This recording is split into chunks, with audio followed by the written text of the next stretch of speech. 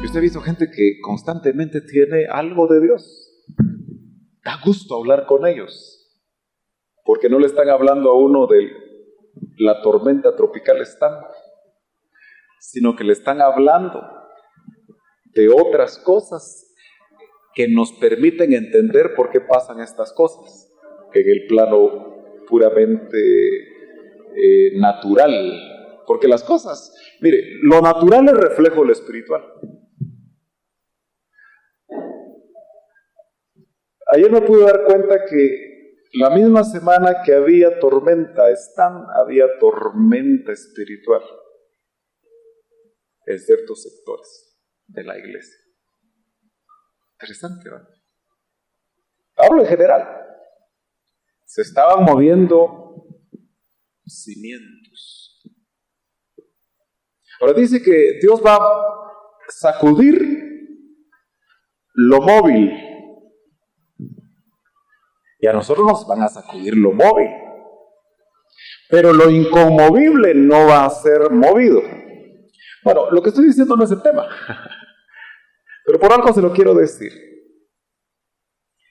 Indudablemente, Dios nos está llevando a nosotros en diferentes etapas. Y creo que es sumamente importante que nosotros tomemos en serio nuestra oportunidad de ser discipulados. Usted sabe que insisto mucho que las reuniones que hacemos acá, cada 15 días, es para el que está dispuesto a ser discipulado. ¿Recuerda? Entonces, una de las cosas que vamos a empezar a hacer, hermanos, es a chequear si usted asiste a los discipulados.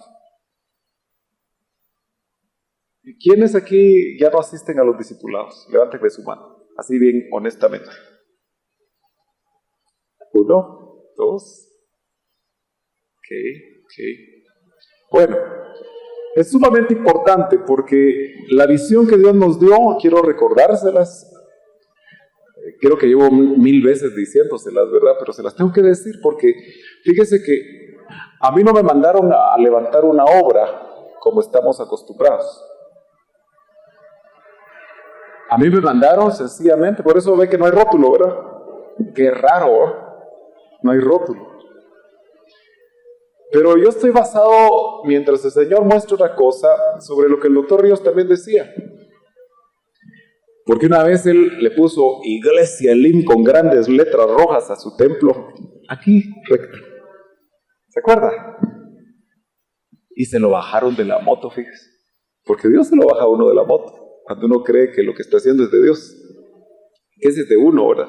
Y le dijeron, ¿por qué le pones nombre a lo que ya tiene nombre? Y él entendió el mensaje, ¿verdad? Entonces quitó esas letras grandotas y puso Iglesia de Cristo, porque ese es el nombre de la iglesia. Cuando le preguntan a usted, ¿y dónde asistís? A la Iglesia de Cristo. Y nos reunimos en casas. Se ubica, ¿verdad? Es la Iglesia de Cristo, usted es la Iglesia de Cristo, usted nació de nuevo, a usted le revelaron el Evangelio, usted es la Iglesia de Cristo. Entonces no le pongamos nombre a lo que ya tiene nombre. Pero a mí me mandaron a discipular, hermanos. Quiero recordar eso porque yo quiero que usted lo logre digerir. A mí me mandaron a discipular porque me dijeron, antes que hubiera iglesia, hubo discipulado. Entonces yo entendí que lo que Dios quería que hiciera en esta etapa era discipular. Entonces es muy importante y la pregunta es que usted mismo se haga. Por eso estoy tomando unos minutos antes del mensaje hoy. Hágase la pregunta, ¿estoy siendo discipulado o no? Porque si no está siendo discipulado usted no siente crecimiento, no siente avance en su vida cristiana, no está siendo discipulado. Solo se está reuniendo con los hermanos en las casas, se la pasa alegre, se come un chuchito, se toma un cafecito, socializa, pero su vida no camina, su hogar no camina. Entonces no está siendo discipulado. Yo y más que nunca, a mí el Señor me ha hablado del discipulado. Entonces es sumamente importante que usted Si no se siente discipulado, se acerque a su discipulador y dígale, honestamente, mira, no me siento que me estés discipulando. Creo que debe haber algo más. Le doy permiso para que usted se acerque a su discipulador y le diga eso. Adelante, bienvenido, Pablo. Porque indudablemente el deseo de Dios para sus discípulos, que se llamó la Gran Comisión, fue ir y hacer feligreses de una iglesia. Eso fue. Ir y levantar una gran misión. Ir y formar un montón de iglesias. Eso fue. No, ir y hacer. Y el hacer involucra formación. Discípulos en todas las gentes, en todas las naciones. Y aquí yo estaré con vosotros.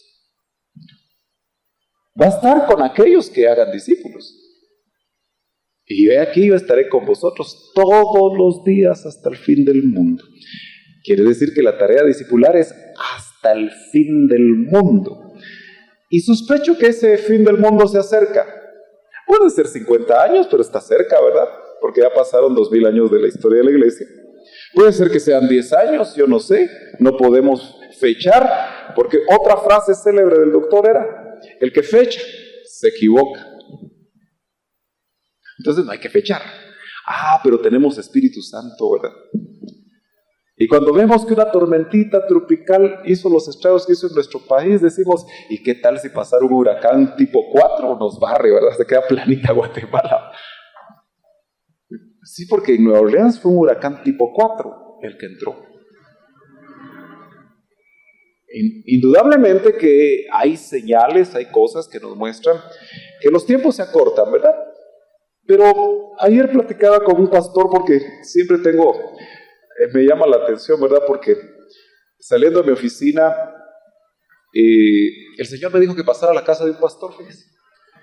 Pero como a veces uno es necio, yo le dije, Señor, tengo que hacer.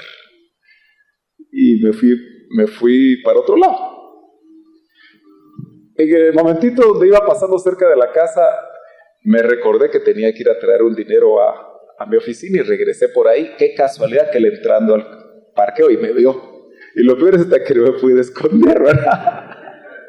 Pero dije, indudablemente era de Dios que hablara con él. Y platicamos unas palabras. Y él mismo había pasado cerca de mi oficina porque vive cerca.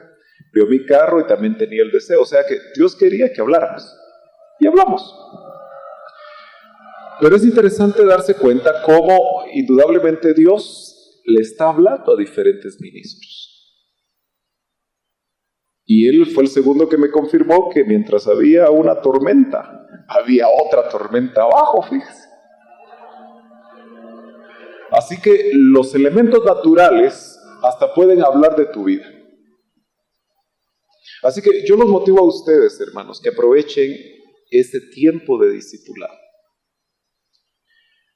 Qué fantástico sería que, por ejemplo, Loy con su discipulado pudieran vivir juntos. Eso sería revolucionario, ¿verdad? Eso sería interesante. Pero esos discipulados ya no se pueden dar tan fácilmente. Algunos son muy valientes y los hacen, pero porque el discipulado de Cristo duró 3 años y medio viviendo con Él. Qué interesante, ¿verdad? Si el Señor roncaba, ¿nunca pensó usted si el Señor roncaba? Ay, era tan perfecto Jesús que no roncaba. Bueno, quién sabe, ¿verdad? Sí. Probablemente roncaba. No sé, ¿verdad que nunca se preguntó eso? Así que hasta los ronquidos le conocían a Jesús sus discípulos. A usted solo su esposa le conoce los ronquidos, ¿verdad? Y le pone un tapón en la boca a veces para que usted ya no ronque, ¿verdad? Pero qué lindo, ¿verdad? Porque aunque ya no se pueden dar esos discipulados de esa manera, es muy importante que en esta visión discipular, porque yo no sé cuándo va a cambiar, porque Dios es de tiempos. Y a mí me dijeron, antes que hubiera iglesia hubo discipulado, y hasta el discipulado de Cristo tuvo un tiempo. Ahora, yo le voy a decir qué va a pasar cuando el Señor cambie los tiempos. El que no se discipuló se va a arrepentir, porque no va a encajar en la nueva etapa.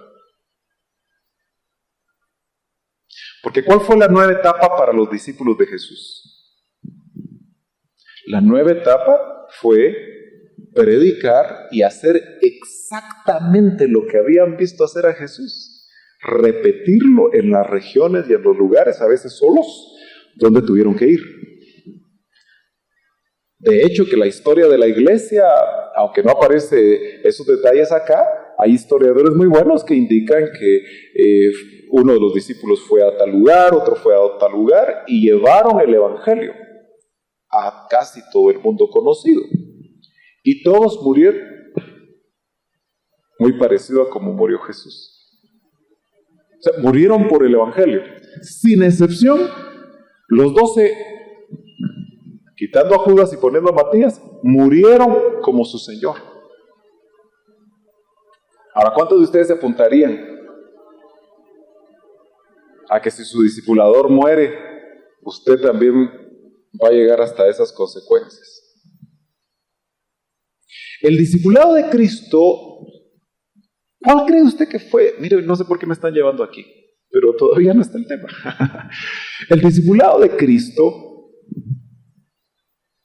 fue el clímax cuando lo vieron derramar su sangre en la cruz del Calvario. ¿Y sabe qué fue lo tremendo? Que solo 1 y 3 mujeres, que también eran discípulas, pero no eran apóstolas, ¿verdad? Sino que eran discípulas. Pero 4 testigos nada más recibieron el discipulado último de Jesús. Donde algunos dicen que habló 7 palabras, ¿verdad? Y predican en Semana Santa las 7 palabras, pero sí las puede encontrar usted aquí en los evangelios. Pero Juan oyó todo lo que él dijo.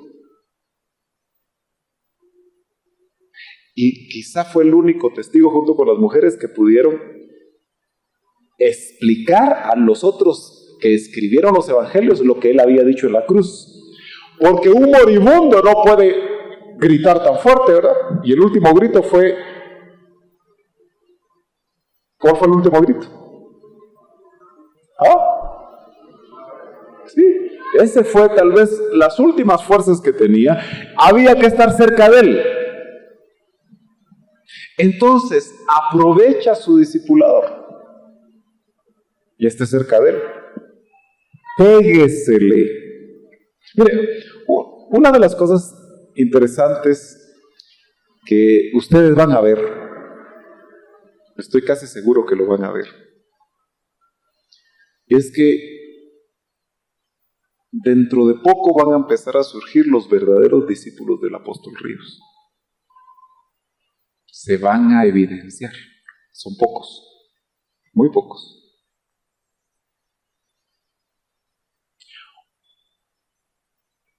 Usted lo va a ver. Van a surgir. Porque van a surgir los que aprovecharon. Obviamente no estamos tratando de siempre levantar un hombre, no. Pero lo que le dieron a ese varón, que sabemos que fue de Dios, eso fue trasladado. Porque, no estoy hablando tonteras, los 12 discípulos eran 12 Cristos en la tierra, ¿sí o no? ¿Eran o no eran 12 Cristos en la tierra? Yo creo que los que convivieron con Pedro pudieron ver el sello de Jesús en su vida. O los que convivieron con Pablo, que aunque no caminó con él, se le reveló a él y lo discipuló secretamente. Entonces el punto es, nosotros somos discípulos de Cristo. Y cuando digo discípulos del Dr. Ríos me refiero en la línea doctrinal y en la línea ministerial. Pero cualquier persona, la instancia genuina que tenemos que tener es ser discípulos de Cristo. O sea, parecernos a Cristo. Por eso Él se metió en espíritu a nosotros. ¿Usted cree que por su linda cara y por la linda cara mía, Dios se metió el Dios hecho carne se metió en nosotros. ¿Cuántos saben que Jesús está dentro de ustedes? Pero ¿es consciente usted en cada momento que Él está dentro? ¿Y para qué cree que está dentro? Para reflejarse otra vez en usted, para que lo vean otros y se enamoren del Cristo que usted lleva adentro. Ese es el discipulado, hermanos. Fíjese que si usted resume todo el ministerio del Dr. Ríos en una frase, nos enseñó a amar a Cristo. Todo su ministerio y todo lo que hizo fue para enseñarnos a amar a Cristo. ¿Sí o no? ¿Y lo amamos? Entonces vuelvo a donde regresé en esta pequeña exhortación para ustedes. El que ama, honra. El que ama, alaba. El que ama, adora. Usted se da cuenta, ¿verdad? Tal vez los que ya peinan canas aquí se recordarán de los Panchos, ¿verdad? Y ellos tenían su canción, a mí porque mi papá y mi mamá ponían esas canciones cuando era chiquito, donde no sé de qué autor era, pero en esa canción, en ese bolero, porque eran boleros, ¿verdad? Quitaban el amor hacia Dios y la adoración y la ponían en una mujer. Una de esas canciones dice, la gloria eres tú. Un hombre diciéndole a una mujer, ya se recordaron, ¿verdad? Pero se imagina usted cómo se le puede quitar la gloria a Dios y ponerle en una mujer. Pero ¿sabe por qué se hace? Porque se está enamorado. Quiere decir que el que verdaderamente le da gloria a Dios es solamente el que está enamorado. Otras canciones dicen, tú eres mi adoración. A una mujer. No porque las mujeres no valgan, ¿verdad? Porque también si escribe una mujer, una cantautor mujer, va a decir, la gloria eres tú, o mi adoración eres tú, le va a decir a un hombre. Pero lo que le quiero transmitir en este sentido es, si usted ama, va a adorar. Todo ese gran preámbulo para decirle que estamos invitando a todos los que quieran participar. Y vamos a arrancar ya este sábado, no puedo esperar. A las 3 de la tarde vamos a invitar a todo el que quiera prepararse para alabar y adorar en este grupo. No importa la edad, no importa la experiencia, si usted tiene una voz adecuada para hacerlo, obviamente se va a examinar su voz y todo lo demás. O si tiene la intención de aprender a tocar un instrumento, estamos pensando que alguien nos enseñe a tocar una guitarra, nos enseñe a tocar un teclado. Obviamente no hay teclado aquí, no hay guitarra, pero ya vamos a tener fijas acá, para que siempre tengamos algún instrumento de este tipo. Pero la invitación es para todo el que anhele prepararse para adorar, para hacer un instrumento de adoración. Porque algunos Dios los va a levantar precisamente para eso. Entonces, si usted tiene ese deseo, venga este sábado a las 3 de la tarde a este lugar y vamos a entender que usted está interesado. No se me vaya a sentir, lo digo desde ahorita, si usted no es elegido. Porque a veces nuestra voz no es la más adecuada, pero puede ser que alguien que no tiene buena voz tenga habilidad para tocar. ¿Sí? Entonces, sabemos que tal vez no todos van a estar dispuestos, pero con 3, 4, 5 que estén dispuestos, queremos arrancar. Ya platiqué con Estuardo, vamos a tratar de que sea los sábados. Estamos pensando a las 3, a las 5, para los que tienen compromiso en alguna otra cosa. Ser muy rápidos, muy ejecutivos en lo que hacemos, pero sí queremos hacerlo, porque necesitamos organizarnos un poco mejor, porque Dios se merece una buena adoración, hermanos. ¿Verdad que sí? Yo crecí en el Evangelio con las personas que decían, traigo un punto especial para mi Señor, decían. Para la gloria de Dios, y no sabían ni cantar. Para la gloria de Dios y no sabían tocar. Y claro, uno entiende el corazón y Dios mira el corazón, pero los ángeles son entonados. Entonces, eso no significa que no es entonado, Dios no recibe su adoración, pero estamos hablando de personas que nos puedan guiar. A veces podemos tener necesidad de que alguno de ustedes dirija la alabanza, o toque un instrumento, o en su discipulado. Amén. Bueno, Habacuc capítulo 2. Vamos a ver cómo vamos con el tiempo. Bueno, me comí como 20 minutos, ¿verdad? Entonces lo tengo unos 40 o 35 minutos. Bueno, vamos a ser cortos. Ojalá que podamos parar, ¿verdad? Porque Habacuc está después de Miqueas, después de Miqueas está Nahum, y después de Nahum está Habacuc. Los que han recibido temas conmigo los martes, tienen que encontrar a Habacuc inmediatamente, ¿verdad? Excelente, porque es sorprendente cuando un cristiano no sabe encontrar los libros, después de 20 años de estar en la iglesia, ¿verdad? Capítulo 2. Y el Señor lo que me decía es, mi pueblo, uno de sus grandes problemas es que no tiene fe.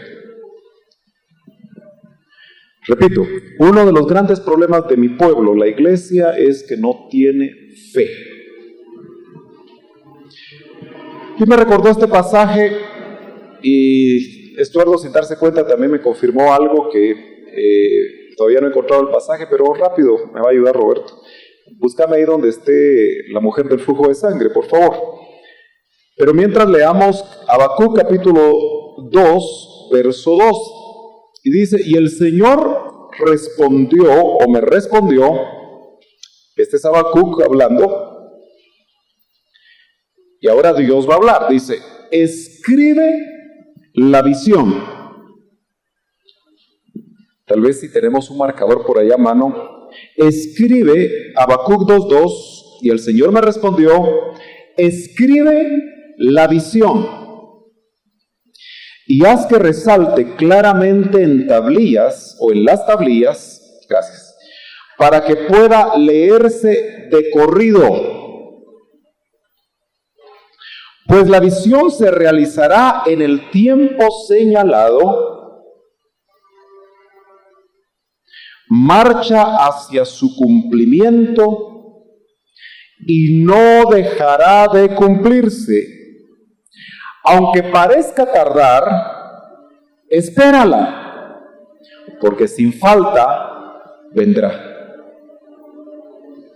Una de las cosas que quizá me puse yo a meditar cuando el Señor me recordaba este pasaje, y me hablaba que nosotros tenemos muchos problemas con la fe. Porque la fe, dice un verso bíblico, mi justo. No dice el justo. Hay una versión que dice mi justo. Gracias, Robert. Mi justo fue el único evangelio donde no busqué, vos ya sospechaba yo que era en Mateo. Mi justo por la fe vivirá. ¿Cuál será mi justo? ¿A qué se estará refiriendo ese término tan familiar? Mi justo. Es algo, cuando usted le dice mi algo, usted dice mi esposo, porque ahí lo está agarrando ahora. Mi esposa, porque usted sabe que no se la pueden quitar. Mi hijo, mi carro, ¿verdad? Hay una familiaridad, hay una seguridad cuando usted dice mi. Usted no puede agarrar a la esposa de otro y decir mi esposa, porque le va a quitar los dientes. Pero indudablemente que usted está seguro, y el Señor dice, mi justo, por la fe vivirá. En otras palabras, usted necesita fe para todo, para vivir. Desde que se levanta, necesita fe, y hasta que se acuesta, necesita de fe. Trabaja y necesita de fe. Se enferma y necesita fe. Está sano y necesita fe que va a seguir sano. Por eso dice, mi justo por la fe vivirá. Ahora, nosotros, aunque sabemos de memoria, ojalá que lo sepamos, Hebreos capítulo 11, verso 1, donde se nos muestra a nosotros o se nos define la fe. No tenemos que ir a un diccionario de la Real Academia Española para poder encontrar el concepto, la explicación de la fe, sino tenemos, gracias a Dios, que ir a la Biblia. Y la Biblia dice, ahora bien, la fe, ya que me hablan tanto de la fe, podría decir el autor a los Hebreos, es la garantía. Miren lo que dice esta versión internacional. Es la garantía de lo que se espera. ¿Usted compra electrodomésticos con garantía? Todos los electrodomésticos, aunque sean chinos, bienvenidos, adelante, aunque sean chinos, traen garantía, ¿verdad? Usted tiene que llenar un papelito ahí para la garantía, y se supone que es garantía por 1 año. Usted compra un vehículo que diga 100,000 kilómetros o 3 años, lo que llegue primero, de garantía, ¿verdad? Porque usted busca tener cosas con garantía. Y entonces, usando ese término moderno, dice, la fe es la garantía de lo que se espera. Quiere decir entonces que el que tiene fe, tiene que esperar. ¿Verdad que sí? Porque dice que la fe es la garantía de lo que se espera. Pero si yo no espero nada, no puedo aplicar la fe. Es la certeza de lo que no se ve. Y dice, gracias a ella fueron aprobados los antiguos. ¿Usted quiere ser aprobado, hermano? Si ellos son los antiguos, nosotros somos los modernos. ¿Sí? ¿Usted quiere ser aprobado? Tiene que tener fe. Dice después en el verso 6, sin fe es imposible agradar a Dios. ¿Cuántos aquí anhelamos agradar a Dios? Fíjese que si no tenemos fe no lo agradamos. Porque ya le dije que para vivir la vida necesitamos fe. Fe en que cuando salimos de casa, fe que vamos a regresar a ella. Fíjese que el día viernes, yo a veces le tengo que confesar, soy un piloto a veces un poquito arriesgado, especialmente si voy solo. No sé por qué los hombres cuando vamos solos cometemos imprudencias, ¿verdad? Tenemos que ser bien honestos. Yo cuando voy con mi familia soy bien tranquilo. Pero cuando voy solo y ando trabajando, a veces el tiempo corre, ¿verdad? Y entonces uno como que aprieta un poquito más el acelerador. Y como nunca faltan aquellos que se creen los dueños del camino, cuando con su hino van. Bueno, no era hino, sino que era una Suburban polarizada, ¿verdad? Usted sabe que cuando hay una Suburban polarizada, uno tiene que tener un poquito de cuidado. Yo por eso le compré un carro parecido a mi esposa para que ella no tuviera problemas cuando manejara, ¿verdad? Pero iba yo en mi vehículo y como los vehículos chiquitos no se dan a respetar con los vehículos grandes, ¿verdad? Te anda una su cucarachita Volkswagen y anda un bus, el bus le va a echar el bus, ¿verdad que sí? Y usted tiene que frenar. Bueno, yo vi que podía pasar porque esa Suburban venía detrás de un gran bus. Pero él pensó que también podía pasar, ¿verdad? Pero no se dio cuenta que mi carro era más rápido, entonces pasé. Pero me alcanzó, bajó la ventanilla y me dijo, no seas tonto porque voy armado y te puedo matar aquí. Dije yo. Entonces mejor le di el paso, ¿verdad? Vivimos en un país, hermanos, y creo que el mundo entero está complicado, donde una situación tan sencilla como es, sube el furor de la gente, ¿verdad? Y a veces alguien que anda en un carro de ese tipo, yo me imagino que era un guardaespaldas o era un piloto, ¿verdad? Por la manera de actuar, ¿verdad? Pero usted sabe que vivimos en un país difícil. Entonces por eso le digo, tenemos que tener fe que cuando salimos de casa, Dios va a cumplir todo lo que ha dicho en su palabra que va a cumplir y que va a ser para nosotros, porque dice que Él va a enviar ángeles para que nuestro pie no tropiece en piedra.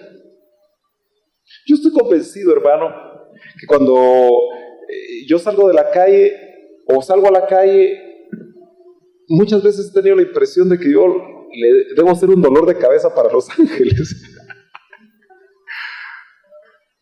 Sí, porque indudablemente ellos nos guardan, pero no se ven. Algunos han tenido el privilegio de ver ángeles. Yo no sé si aquí alguien ha visto ángeles. Bueno, a su ángel. Bueno, esa es otra cosa, ¿verdad?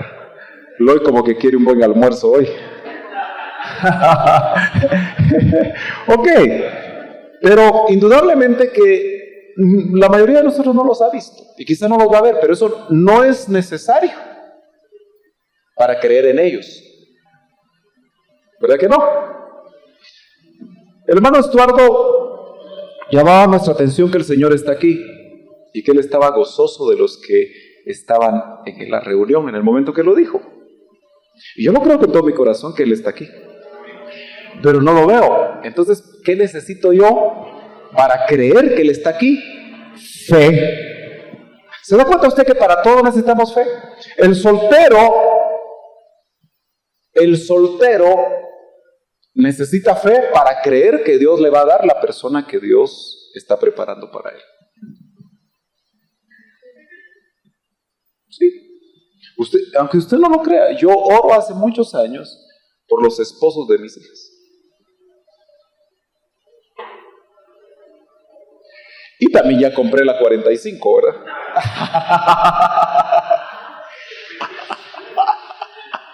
Por si la oración no es escuchada.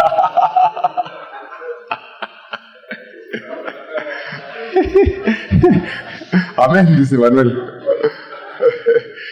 Pero indudablemente que nosotros los padres, una de nuestras grandes responsabilidades delante de Dios es entregar a nuestros hijos a las personas idóneas y que nuestro corazón esté en paz al saber que esas personas son las que Dios envió para nuestros hijos. ¿Verdad que sí? Recuerdo yo que decía el hermano Rigoberto González, ¿se acuerda? Fue nuestro pastor un tiempo. Nos decía Rigoberto en una ocasión, imagínate vos, me dice, porque él ya tiene hijas que se están acercando a las edades casaderas. Y yo lo molesto porque le digo, te voy a ver llorar a vos primero, le digo. Y después voy a aprender a llorar yo, ¿verdad? Porque los padres sentimos mucho cuando las hijas se van, ¿verdad? Y las madres cuando los hijos varones se van. No sé por qué es eso así, ¿verdad? No tanto, ¿verdad? Las experiencias son diferentes. Bueno, yo no puedo, ya que Dios me dio hijas, no voy a tener la experiencia de entregar un hijo, ¿verdad? Pero como que uno está más tranquilo cuando entrega un hijo que cuando entrega una hija. No sé por qué, ¿verdad? Pero eso solamente lo pueden sentir los papás. Muy bien. Pero él decía, imagínate vos, uno las cuida 24 años o 22 años y a veces menos, ¿verdad? Porque están muy precoces ahora las jovencitas. Pero pensemos 24 años. Uno las cuida 24 años para que un completo extraño, decía él, aparezca ahí y se las lleve dos veces. Y verdad que suena raro, ¿ah?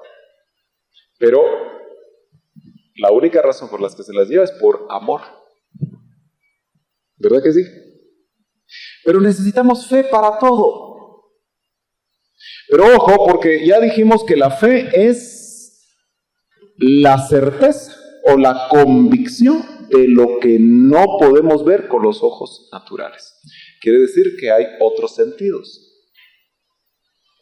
El doctor hablaba de los ojos detrás de los ojos. Esos son esos ojos que necesitamos nosotros para poder aplicar la fe. ¿No son estos ojos? Que algunos se los ponen de diferentes color ahora, porque si tienen con qué pagarlos, se los pueden cambiar de color. Gracias. Gloria a Dios por bendecimos a nuestro técnico de sonido. Decía el doctor, cuando Oscar Ríos le manejaba su maletita de sonido que le habían regalado para estudios pequeñitos, le pusimos todos el diácono del zumbido, porque esa cosa que a cada rato empezaba a zumbar, ¿verdad? El diácono del zumbido le pusimos. Bueno, tú no eres el diácono del zumbido, hermano. Gloria a Dios, pero fíjese qué interesante, porque yo quiero que usted ponga atención en el hecho de que es la certeza de lo que no se ve, eso es la fe. Entonces, quiere decir que nosotros tenemos problemas con la fe en la medida que nosotros caminamos en la dimensión natural. Porque ver lo que no se ve ya no pertenece a esta esfera. Yo quiero que usted entienda. Y también bañándome, el Señor me decía, es que ustedes son muy carnales, me decía. Yo tengo la obligación de decírselos, fíjense. Lo bueno que me lo dijo a mí primero.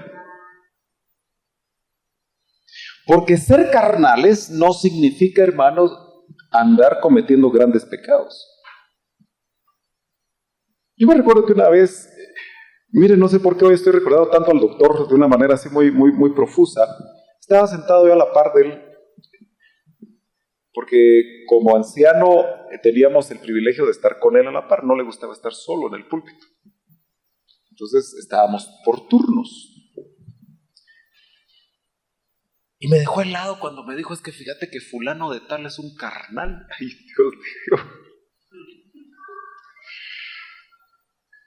Y era una persona encumbrada en la iglesia, ¿verdad? Yo solo lo escuchaba. Pero me dije yo, si él es de carnal, ¿cómo andaré yo? Solo que no me lo dice a mí, ¿verdad? Se lo digo a Juan para que lo oiga Pedro, ¿verdad? Pero me dejó quieto, porque yo dije, de repente me va a decir que está en pecado, que está haciendo esto, está haciendo lo otro. Es que fíjate que solo habla de las cosas de la tierra. Dije yo. Porque él era un empresario. Entonces, a eso se refería hoy el Señor.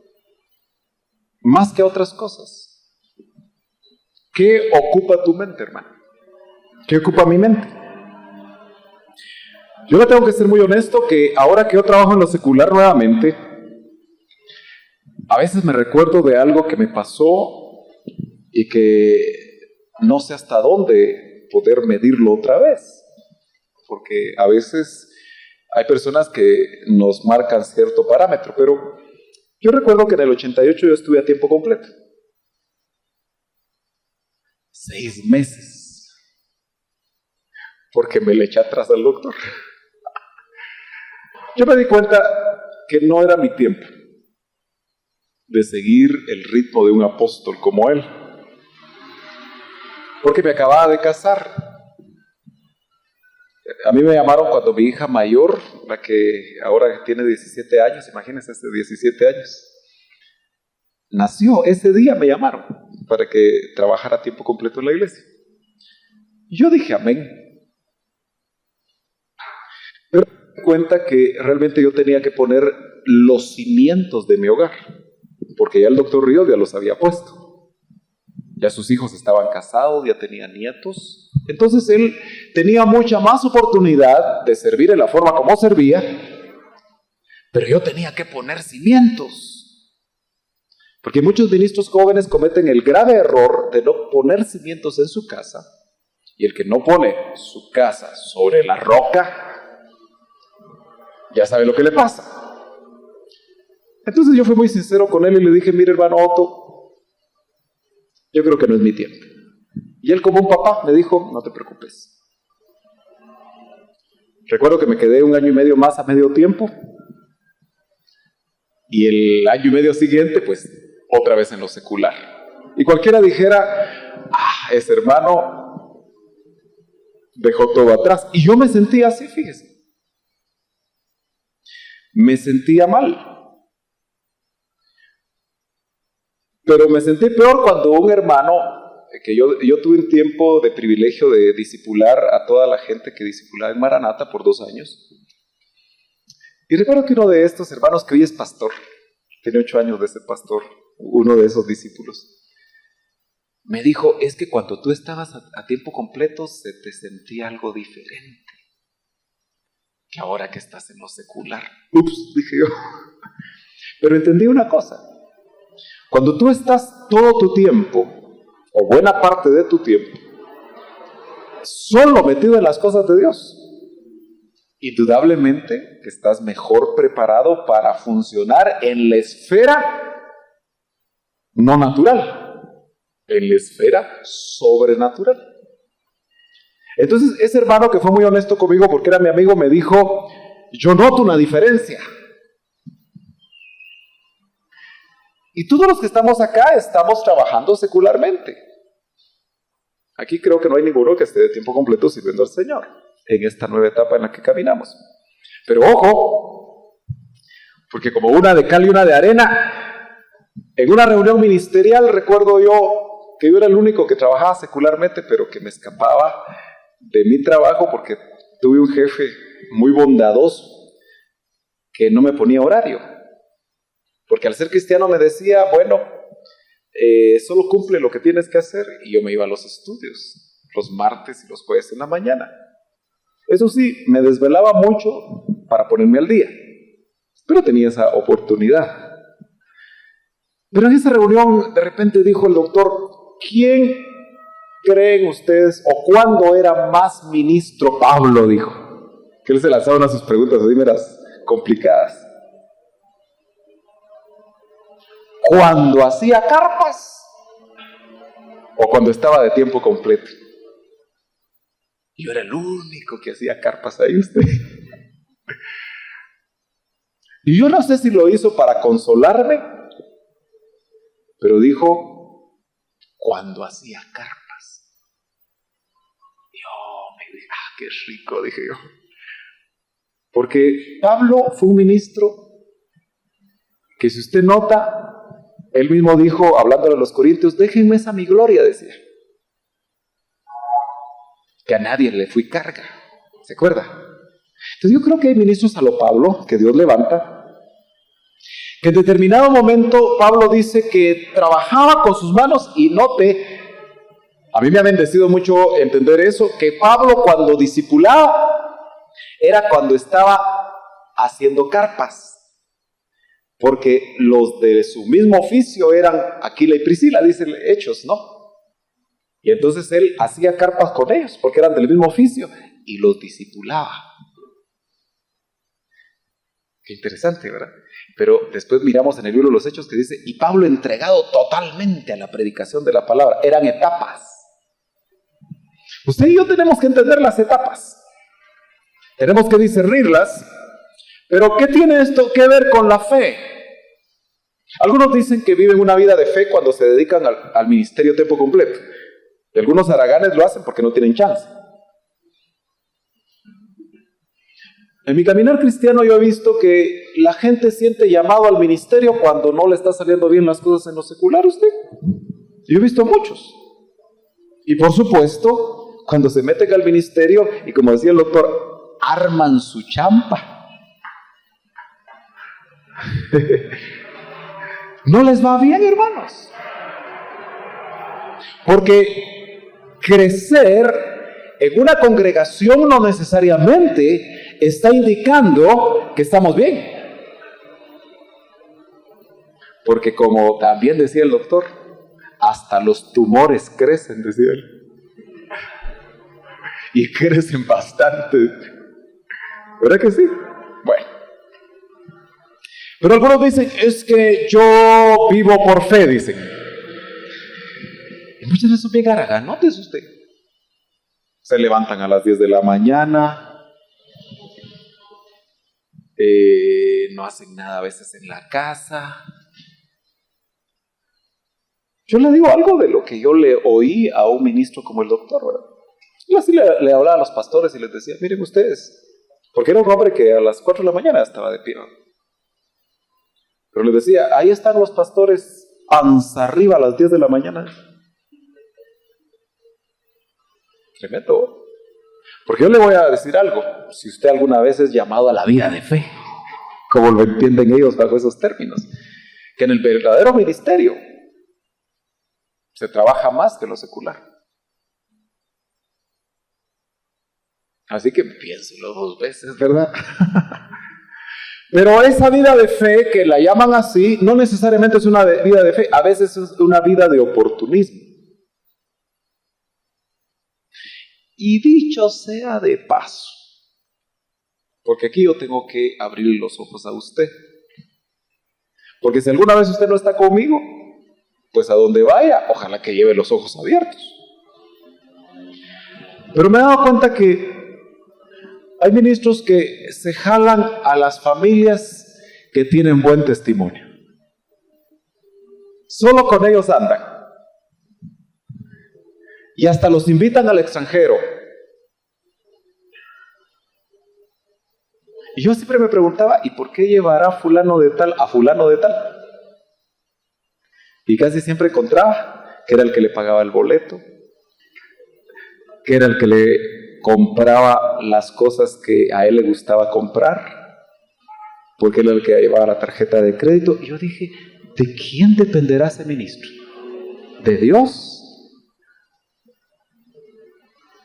¿O de los hombres? ¿Y sabe qué fue lo más tremendo?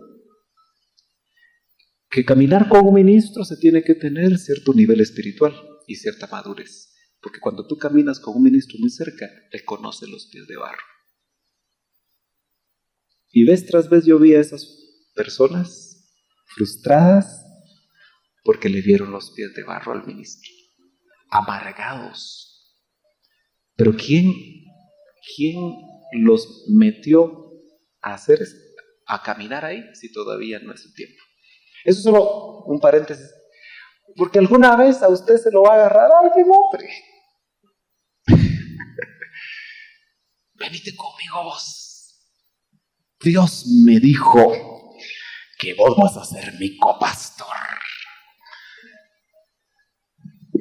Bueno, yo sigo con el tema.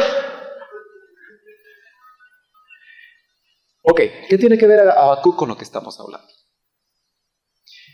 Que la fe es visualizar con los ojos de atrás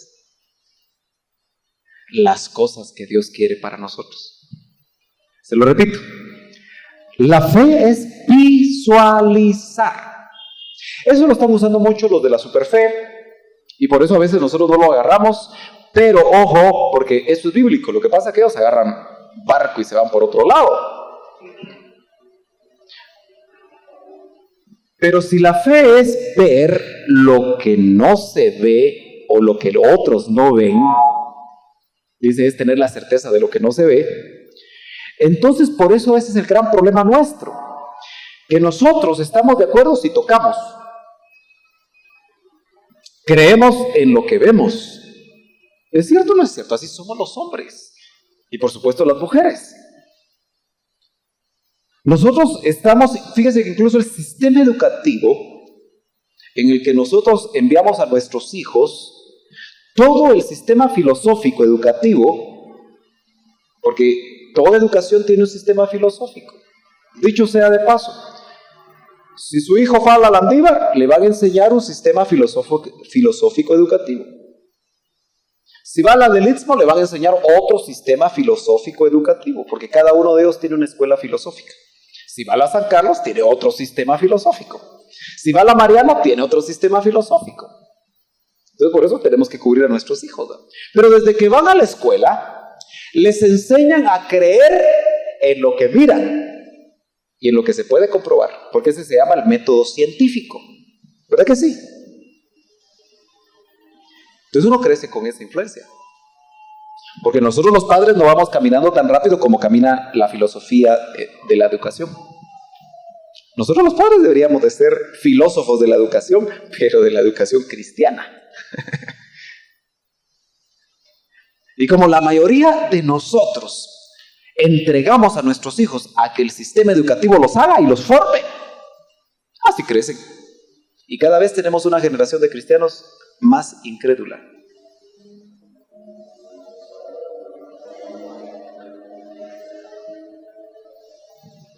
Entonces, el problema de la iglesia es falta de fe. Porque no se mira en lo que tiene que creer. Por eso dice, nosotros tenemos que creer que le hay, dice, y que es galardonador de los que le buscan. Usted sabe que la razón por la que nos reunimos aquí cada 15 días es para quitar la religiosidad. Porque yo estoy cansado de que la gente llegue cada domingo a la iglesia y que viva durante la semana como le dé la gana. Yo estoy cansado de eso. Estoy cansado de que la gente se desintegre en sus familias por estar metido en la iglesia. Y no necesariamente que eso significa. Un jovencito como, ¿cómo te llamas? Como Marvin, él necesita fe para estudiar. Porque yo a su edad necesité fe y gracias a Dios la tenía. Para pararme frente a mis compañeros cuando me dicen, vos ya fuiste al prostíbulo.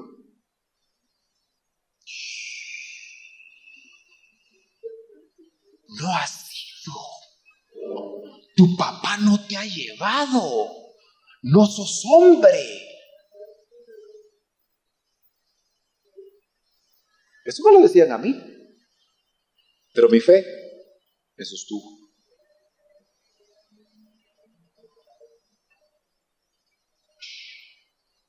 Tenemos que tener fe en cada situación, en cada edad, en cada etapa en la que nos movemos. Tenemos que tener fe para saber que a pesar de los maestros difíciles que podamos tener, Dios es poderoso y nos puede ayudar si estudiamos a ganar nuestros años. Tenemos que tener fe cuando invertimos en un negocio, que el Señor está con nosotros para obtener resultados. Y si no los obtenemos, de reconocer que en donde metimos la pata y que tal vez no era de Dios el asunto. O que tal vez Dios nos quería dar una lección para enseñarnos algo distinto después. ¿Pero qué tiene que ver Habacuc? Le digo, tiene que ver en que Habacuc habla de fe, solo que lo habla de la manera de una visión. Porque para ver visiones, hay visiones que son cristofanías. Los filósofos le llaman hierofanías. Pero es lo sobrenatural, lo que puedes tú ver un ángel, por ejemplo. Es el mundo fuera de lo natural. Pero también Dios a ti te puede dar visiones que te marquen el propósito para tu vida, porque yo creo con todo mi corazón que todos los que estamos aquí sentados tenemos un propósito de Dios por el cual venimos a la tierra, hermanos. Nosotros no somos una piedrecita tirada ahí en el universo para que cayera en la tierra, no, hermano, nosotros formamos parte del plan de Dios. La Biblia dice que Él incluso escribió, dice una versión, en la palma de su mano nuestro nombre. Dice Efesios 2:10 que Él preparó obras para que anduviésemos en ellas. O sea que antes de que tú fueras creado, ya Dios te tenía en su mente. Tú eres un plan de Dios. Por eso nosotros no podemos permitir, hermanos, amados, y por eso estamos en un esfuerzo con los matrimonios en estos días. Porque yo no creo que podamos permitir que nuestras hermanas que asisten aquí nunca descubran el propósito de Dios para sus vidas por el bandido de esposo que puede tener al lado. Y ahí me incluyo yo. Porque a veces somos bandidos, nosotros los varones. Ahí sí no hay aménes, ¿verdad? Pero yo digo amén. Sí, hermano. Sí. A veces las esposas no encuentran su propósito. Porque nosotros los esposos las amarramos. Tú te quedas aquí. Porque yo soy la cabeza. ¿Cabeza de qué? A ver. Mire, yo me gozo cuando a mi esposa la invitan a predicar. Porque sé que tiene de Dios. Y me gozo. Me quedé de mapacho todo el día de ayer. Mamá, papá, y no digo lo demás.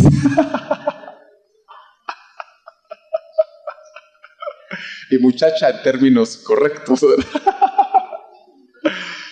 Pero me he quedado hasta una semana con mis hijas, chiquitas y grandes. Y ha sido una bonita experiencia para mí, porque ahora, gracias a Dios, ya me cocinan, fíjese. Y la que cocina es la más chiquita, porque quiere ser chef. Qué bueno, digo yo. Proba conmigo, le digo. Voy a probar todos tus inventos, ¿verdad? Si me enfermo del estómago, pues ya habré de componerme, ¿verdad? Pero qué interesante, ¿por qué? Porque nosotros los esposos debemos de ser los primeros en descubrir el plan de Dios para nuestra esposa. Yo estoy convencido que las esposas no vienen a ser empleadas domésticas. Yo no me casé con una empleada doméstica. Yo se lo digo a cada rato a mi esposa. Yo no me casé para que me plancharas. Si usted se casó para que le plancharan, pobrecito de usted. Porque qué poquito plan para su familia y para su matrimonio. Yo me casé con la persona, y lo puedo decir con toda seguridad, que Dios preparó para mí. Para que anduviéramos juntos. Y disfrutáramos todo lo que Dios tiene para nosotros. Y eso es lo que deben anhelar los solteros. Por eso cuidado con andar mariposeando, ¿verdad? De flor en flor, puro picaflor. Porque a esos picaflores hay que romperles el pico. Pero qué picón el que tienen, ¿verdad? Que son muy hablantines, ¿verdad? Bueno, pero aquí no hay, gracias a Dios. Vayámonos a Habacuc porque yo usted ya lo estoy viendo cansado. Habacuc, recuérdese, después de Miqueas, Nahum, Habacuc. Capítulo 2, verso 2. Fíjese que Israel estaba viviendo una época muy difícil porque estaban ellos hundidos como esclavos en Babilonia. Los mismos príncipes habían sido llevados y Babilonia tenía una forma de asimilar todas las culturas que conquistaba. Y la forma era llevarse a los príncipes, niños y jóvenes, como le pasó a Daniel y a los 3 jóvenes hebreos que hemos oído tanto en Daniel, para enseñarles el idioma de ellos, la cultura de ellos, la religión de ellos, y hacer de eso una transculturación para que ellos después regresaran como reyes títeres y todo el imperio se mantuviera afín, en este caso, al imperio babilónico. Los rusos quisieron hacer eso con su marxismo unas generaciones atrás, porque usted sabe que los rusos, cuando el marxismo estaba en su apogeo, le quitaban los niños pequeños a las familias y se los llevaban aparte y los hacían ateos y los hacían hombres y mujeres que creyeran en la revolución, en el marxismo, en el leninismo. Y esa fue una generación terrible, saber cómo serán esos patojos, ¿verdad? Porque ellos hasta perdieron el afecto natural, porque los arrancaron de las familias para enseñarles una filosofía que gracias a Dios se demostró que no era la solución para el hombre. Salud. Entonces, dice, el Señor respondió porque había preguntas. Si usted lee detenidamente se va a dar cuenta que, por lo menos mi Biblia, ponen unos subtítulos que dice, la primera queja de Habacuc. Este libro de Habacuc es cuando usted esté quejándose. Cuando usted esté quejándose, lea Habacuc. La respuesta del Señor, porque cada vez que hay una queja, Dios de su misericordia nos responde. La segunda queja de Habacuc. Y lo que vamos a leer es la segunda respuesta a la segunda queja de Habacuc. Y el Señor le respondió: escribe la visión. Ya no le dijo: apréndetela. Ya no le dijo: óyela nada más, sino le dijo: escríbela. Yo, como tuve que inventar mis propios métodos para estudiar, gracias a Dios fui un buen estudiante, me gustó siempre estudiar y me sigue gustando estudiar. Uno de mis métodos era que cuando tenía que aprenderme algo de memoria, porque a veces hay cosas que se las aprenden de memoria porque nuestros métodos educativos son meros obsoletos, pero le ponían uno el cuadro sinóptico de los animales, los protosarios, los no sé qué, los no sé cuándo, y eran como 80 cosas que había que aprenderse usted.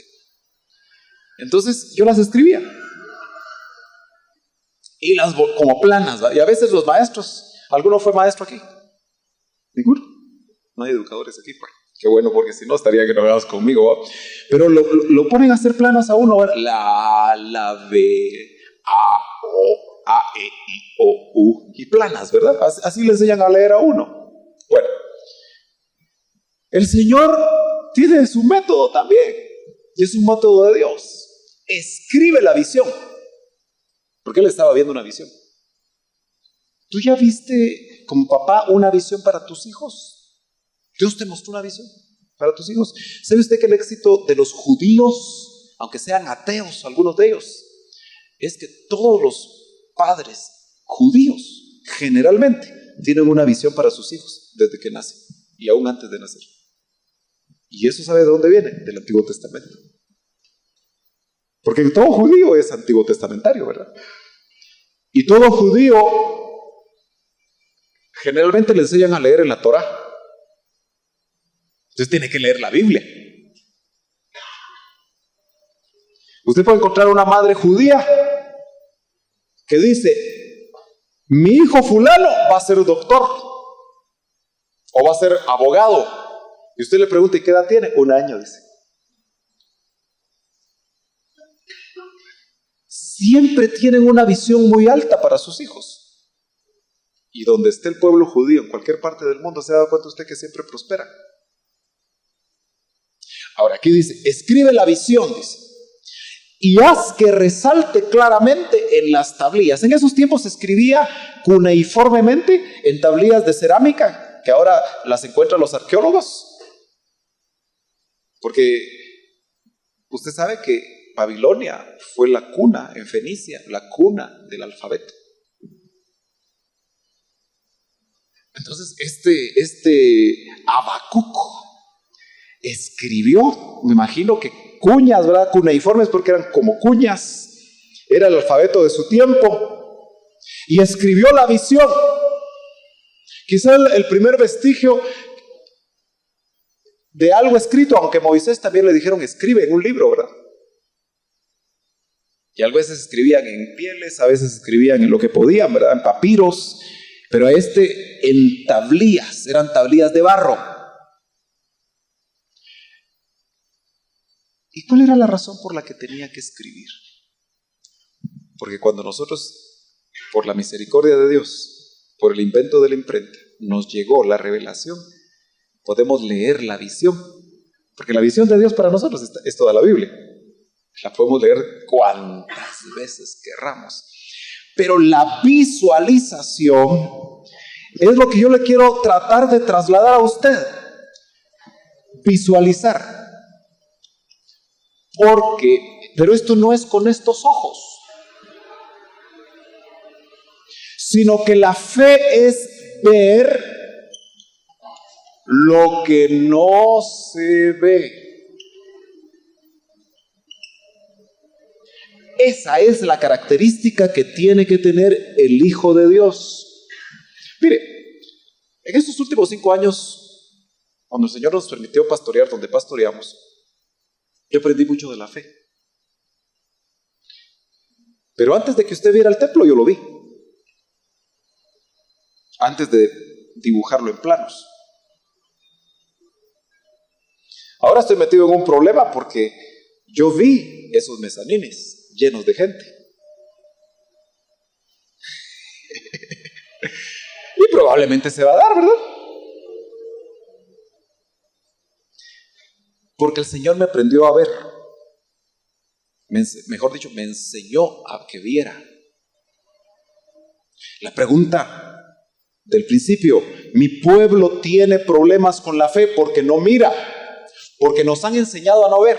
Nosotros los latinos no somos gente progresista, hermanos, reconozcámoslo. Por eso estamos en el tercer mundo y algunos nos quieren lanzar al cuarto. En lugar de avanzar, estamos en el tercer mundo. ¿Por qué cree usted que los latinos estamos en el tercer mundo, hermanos? ¿Se ha puesto usted a pensar alguna vez dentro de su vida? ¿Por qué cree? ¿Usted ha tenido relación con extranjeros? ¿Qué mira usted en los extranjeros que no tenemos nosotros? Siempre van adelante.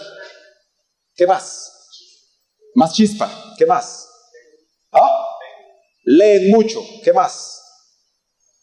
¿Tú que has estado con mucho extranjero, Francisco? ¿Ah? Gente que se prepara, se educa. Y siempre están leyendo, siempre van adelante. ¿Qué más? Ahora, ¿cómo somos nosotros los latinos? Para empezar, conformistas. Por eso, 12 veces y no hemos ido a un mundial. Por conformistas. Por conformistas, ¿sí o no? Sí, nos lo tuvo que venir a decir un entrenador hondureño, ¿verdad?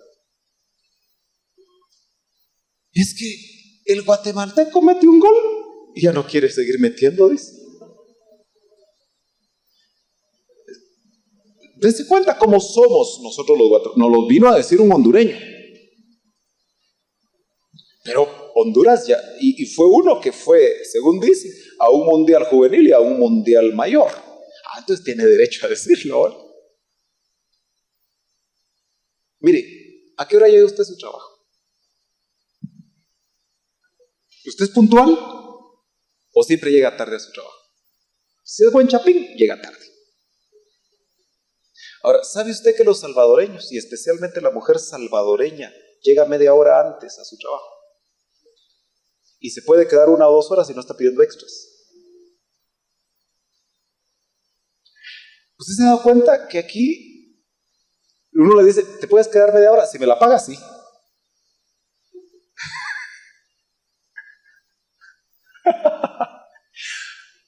Porque no estamos viendo cómo crece la empresa, sino con cómo crecemos nosotros. Y claro, hay empresas que crecen y no ayudan al trabajador, pero hay empresas que sí. Entonces lo que uno tiene que hacer es estar donde sea una empresa con buenas posibilidades. Claro, no siempre se puede, pero cuando tienes un negocio, ¿a qué hora lo abres?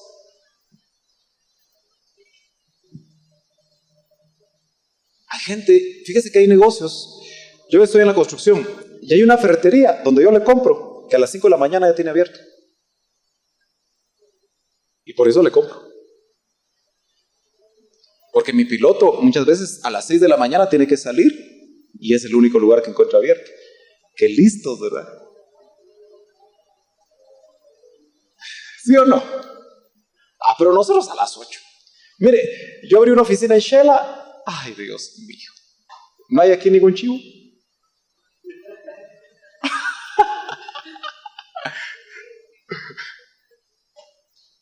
Pero ellos a las 12 todos se van a comer a sus casas. Todos. Es una buena práctica. Pero yo llamo a las 2 que tiene que traer mi secretaria y no ha llegado. A las 2:30 va a llegar usted. Y cuando yo estoy allá, me hace toda la pantomima de que va corriendo. Es que me dejó el bus. Por eso las cosas no avanzan. ¿Qué tiene que ver con todo esto?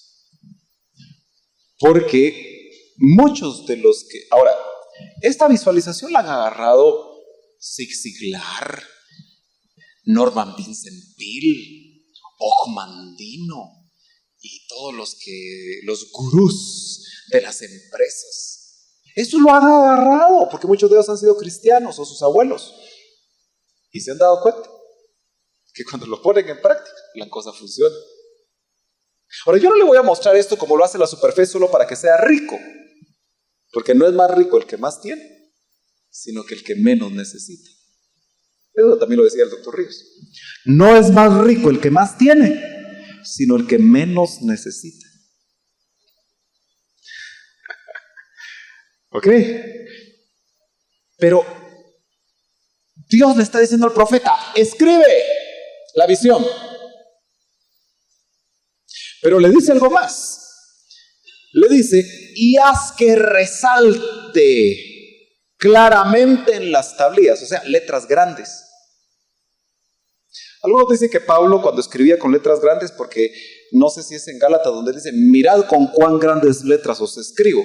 Y los que creen que Pablo su aguijón era que estaba malo de los ojos, yo no creo eso, ¿verdad? Pero dice que tenía un problema en los ojos, como que una infección, y no miraba muy bien y por eso tenía que escribir con cuán grandes letras. Yo creo que él estaba enfatizando lo que quería decirles. Mirad, porque ya ve que les dijo, oh Gálatas insensatos.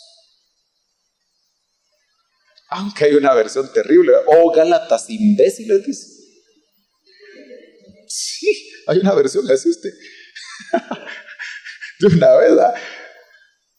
Oh Gálatas insensatos, ¿quién os cautivó?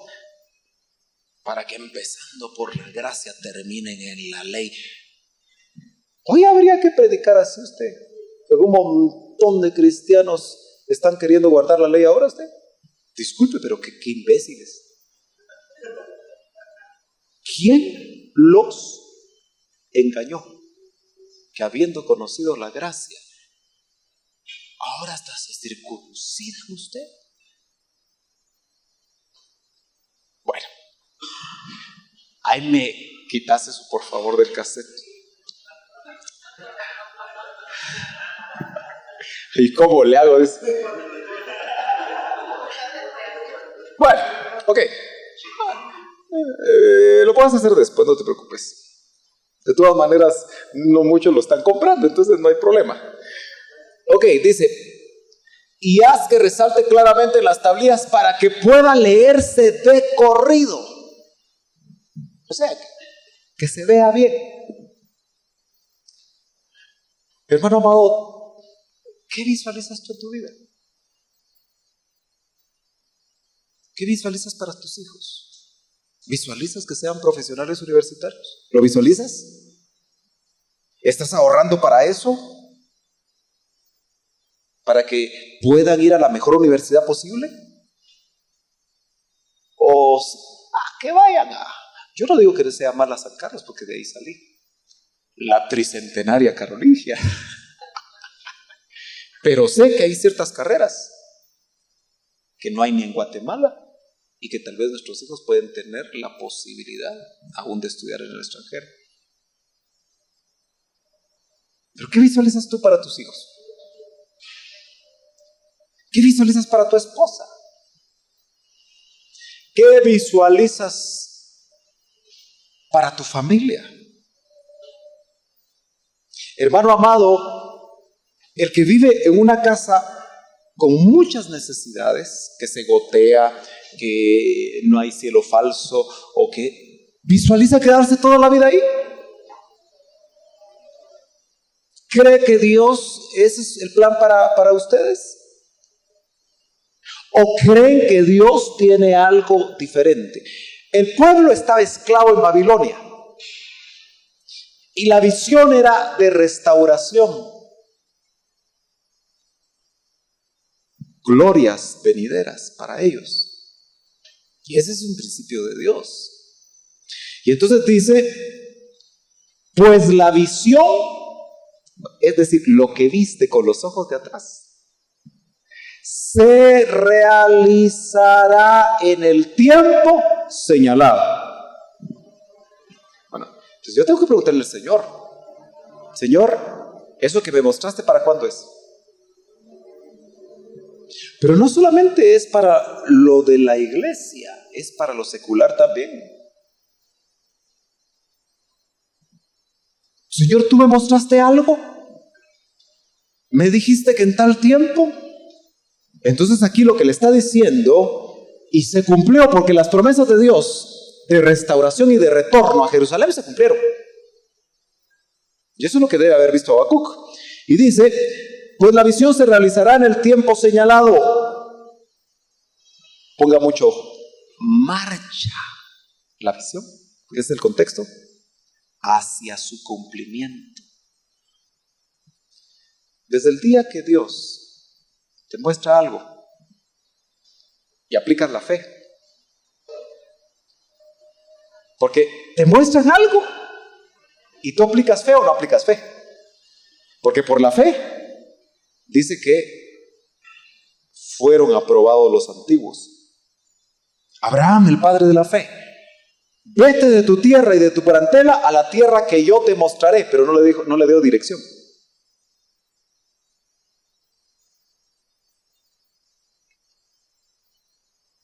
Acabamos de despedir a una pareja, ¿verdad? Algunos aquí tienen la idea de que no deberían haberse ido. Otros podrán tener la idea de que sí. Para todos los gustos y cada quien puede pensar como quiera, ¿verdad? Pero, ¿cuál será el plan de Dios para ellos?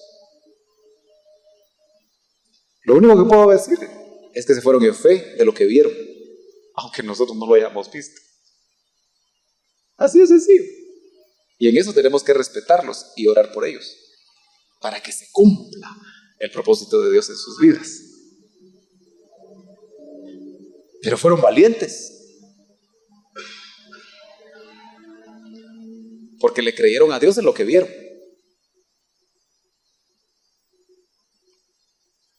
No lo estoy animando a que todos nos vayamos, porque eso es plan individual usted. ¿Verdad que sí? No sé por qué, pero a veces he visualizado, y se cumple y usted lo ve para cumplirse, que un día voy a ver un grupo como este allá en Riverside y que los voy a visitar.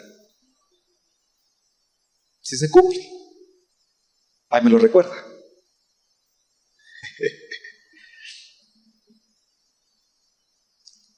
Y quizá es parte del plan de Dios para la ida de los hermanos. ¿Pero qué estás visualizando tú? Lo estás escribiendo. Es una buena práctica. ¿Cuántos de ustedes en las profecías han recibido algo de Dios para sus vidas? En algún momento dado que saben que es para ustedes. Escríbanlo. Ahí en su Biblia. Escríbanlo. Y cuando se cumpla, quizá 20 años después, recuerden, Dios me prometió esto. Ahora, cuando dice marcha para su cumplimiento y no dejará de cumplirse, desde que te la dieron empezó a marchar para su cumplimiento, aunque dure 20 años.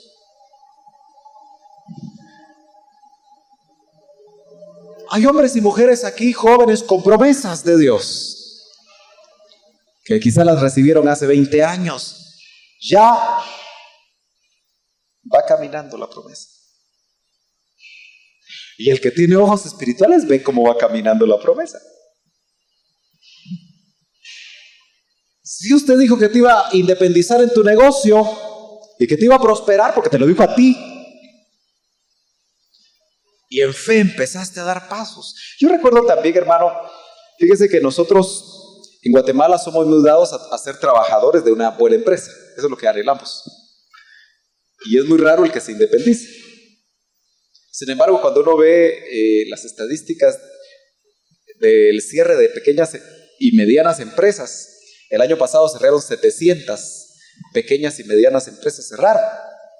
Entonces dice uno, en lugar de abrirse, se cierran. Y eso le da más temor al pequeño empresario a lanzarse, ¿no es cierto? Dicho sea de paso, en todos los pueblos indígenas del altiplano, las organizaciones que apoyan están ayudando a la mujer, porque la mujer es más interesada en desarrollar pequeñas empresas. Porque el hombre lo que es tomárselo, ¿verdad? Qué triste, ¿verdad? Porque eso habla de un cáncer en nuestra Guatemala. Porque el hombre no se pone los pantalones, es la mujer. Y lo hace por amor a sus hijos. Pero yo recuerdo que después de 17 años de trabajar en una excelente empresa, donde solo me faltó ser socio, pero me dijeron que no podíamos ser socios, entonces cuando topé, usted sabe que hay una curva, ¿verdad? En una empresa, y uno topa y uno sabe que de ahí solo para abajo. Bueno, yo llegué al tope, ¿verdad? Entonces empecé a preguntarle al Señor, Señor, ¿será que me debo de independizar? Yo ya tenía una empresa, pero la manejaba por radio, trabajaba en otra y manejaba la otra por radio. Y viera que se puede cuando Dios lo bendice a uno, hombre. Yo iba a mi oficina una vez cada 2 meses y producía esa empresa, pero yo vivía de la otra, donde trabajaba. Pero recuerdo que me vino un pensamiento a mi mente y me dijo, la prosperidad que yo le he dado a esa empresa, ¿es por él, es por ti o es por los dos? Me dijo. Buena pregunta. Y me recuerdo que me llevé a un pastor cuando iba para Shela, me lo llevé de ida y me lo traje de regreso porque para ministrarme, fíjate vos que esto. Bueno, y me sirvió mucho lo que me dijo. Para hacérsela corta, me independicé en el 96. Tenía temor porque tenía un buen sueldo. Pero hasta el día de hoy no me arrepiento. Y fíjese que iba a cometer el error porque fui a tocar la puerta. El año pasado, cuando salí de donde salí, fui a tocar la puerta, porque había que tocar las puertas. Mira, tenés trabajo para mí. Había trabajado 17 años en esa empresa. Había ayudado a forjarla. Mira, me dice, vos tenés empresa. Mejor voy a ver cómo te proveo trabajo. Porque las cosas aquí han cambiado. Bueno, en otras palabras me dijo, no, ¿verdad? Pero me dio un buen consejo. Vas a ganar más en tu empresa. Y se ha cumplido. Entonces, hay muchos que yo los oigo como pastores, porque el pastoreo tiene que llegar a estas cosas, hermano. Por eso se lo estoy platicando. Hay muchas personas que les da temor independizarse. Eso sí, si no hay visión de Dios, no lo hagas, porque tal vez no es el tiempo señalado. Pero si Dios te mostró algo, tampoco te lo inventes, ¿verdad? Porque a veces somos buenos para inventarnos las cosas. No, seamos honestos. Si Dios nos muestra algo, pero también preguntémosle, Señor, ¿para cuándo? Porque tal vez era para 20 años después. Es como el que anhela dejar su trabajo y servir al Señor, porque tiene un llamado. Estoy pensando en el que tiene un llamado genuino. Siempre pregúntale. Escribe la visión, pero dile, ¿para cuándo? Porque dice, se cumplirá en el tiempo señalado, aunque parezca tardar. ¿Y cuántas de las promesas de Dios parecen tardar? Un esposo inconverso para una mujer que por 20 años ora para que se convierta. Un esposo que se fue de la casa y que una mujer ora por años para que regrese. Un plan, un viaje, no sé qué, un título universitario, un negocio propio. Aunque tarde, aunque parezca tardar, espérala. Porque el que tiene fe, tiene esperanza. Acuérdese, la esperanza es la columna que sostiene la fe y el amor. El que tiene fe y tiene amor, pero no tiene esperanza, es como que no tuviera nada. Por eso dice, espérala. ¿Cuántos aquí están esperando algo de Dios? Desde hace muchos años. ¿Sí? Porque si usted no está esperando nada de Dios, ¿qué está haciendo aquí, verdad? Porque cada vez que Dios le habla, le da una promesa. Si usted cuando está escuchando al que enseña, que por cierto ya me pasé 20 minutos usted, ya tengo que parar aquí, yo le digo pues, ay Señor, como que mi relojito biológico de predicar es de 1 hora, usted, me faltan 10, pero ya termino. Aunque parezca tardar, espérala, porque sin falta vendrá. ¿Cuáles son las promesas de Dios para tu vida? ¿Qué es lo que por los ojos de la fe has visto? No puedo creer que nadie haya visto nada aquí. Ahora, ojo, 2 minutos para tratar de matar la fe negativa que hay en nosotros. Muchos de nosotros no tenemos fe de Dios, sino tenemos una fe negativa. Y siempre expectamos lo malo. Es que mi matrimonio se va a romper. Es que ese negocio va a quebrar. Mi esposo se va a ir. Los latinos somos así, fíjense. No tenemos un pensamiento positivo. Tampoco yo le estoy predicando un pensamiento positivo. Solo se parece lo que la Biblia dice a lo que estos hombres llaman pensamiento positivo. Porque esto no es un ejercicio de la mente, sino que esto es que Dios y su palabra dice que sus planes y sus propósitos son de bien y de misericordia para sus hijos. Y yo creo eso. Por más difícil que yo vea las situaciones, yo digo, Señor, tú tienes planes de bien y de misericordia para mí. ¿Por qué de bien? Porque Él es bueno. ¿Y por qué de misericordia? Porque necesita misericordia, porque yo no lo merezco. Y la misericordia es el amor a la miseria. Ninguno de nosotros merecemos lo que Dios nos ha dado. Pero como Él es un Dios lleno de gracia, nos da todo por su gracia, por su amor, por su misericordia. Por eso el salmista decía, Señor, grandes son tus misericordias. Tus misericordias son mejor que la vida, decía David. Usted y yo tenemos que recordar, no solo los días de reunión acá, pero todos los días. Mire, yo el único ejercicio que hago, porque no hay modo que haga ejercicio, aunque soy esbelto, gracias a Dios, pero hay que hacer ejercicio, ¿verdad? Es subir las gradas de mi casa y las subo corriendo. Digo yo, cuando tenga 70 años y todavía estoy en la tierra, espero todavía subir así las gradas, porque las subo rápido, a veces de 2 en 2, y no me sofoco. Entonces digo, bueno, estoy todavía bien, digo yo, aunque es un pequeño ejercicio, ¿verdad? Pero a veces yo voy en las gradas, usted, con un gozo. A veces hablo lenguas, aunque sea solito, ¿verdad? En algún lugar donde estoy sintiendo la presencia de Dios. ¿Por qué? Porque esto es vida, pues. Y porque tengo esperanza. Y porque sé que los planes de Dios para mi vida, para mis hijos y para mis nietos, son de bendición. ¿Se da cuenta usted que cuando uno lee las noticias, yo por eso casi no leo periódicos? Lo único que miraba era el proceso de la selección. Ahora ya se terminó, ya no veo la prensa. Sí, pero yo leo el periódico de atrás para adelante, porque solo veo deportes. Porque cuando lo veo para acá, qué feo, ¿verdad? Pero se da cuenta que cómo ministran de mal las noticias. Uno tiene miedo de salir a la calle. Entonces leamos el libro con noticias más frescas.